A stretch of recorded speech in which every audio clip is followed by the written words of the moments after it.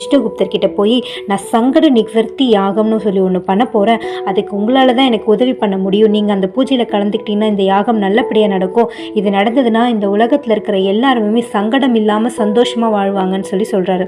அப்படிப்பட்ட ஒரு பூஜையை செய்யறதுக்கு எனக்கு வாய்ப்பு கிடைக்கிறதுக்கு நான் தான் ரொம்ப சந்தோஷப்படணும் அப்படின்னு சொல்கிறாரு. உடனே அந்த பத்திரகாலனும் சூரிய கிரகத்தன்னைக்கு இந்த பூஜையை நம்ம செஞ்சிடலாம், மறக்காமல் வாங்கன்னு சொல்கிறாரு. அதே மாதிரி சூரிய கிரகணமும் வந்துருச்சு.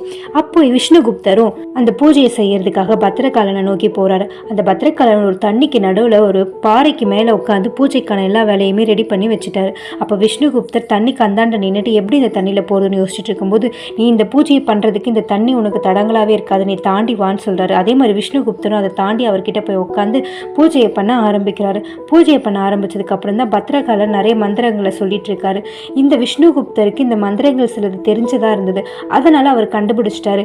நீங்கள் பண்ணுற பூஜையை பார்த்தா மக்களுக்கு நல்லது செய்கிற பூஜை மாதிரி தெரியல, காலத்தை தன் வசமாக்கக்கூடிய மந்திரங்களை தான் நீங்கள் சொல்லிட்டு இருக்கீங்கன்னு சொல்லி கண்டுபிடிச்சிட்டாரு.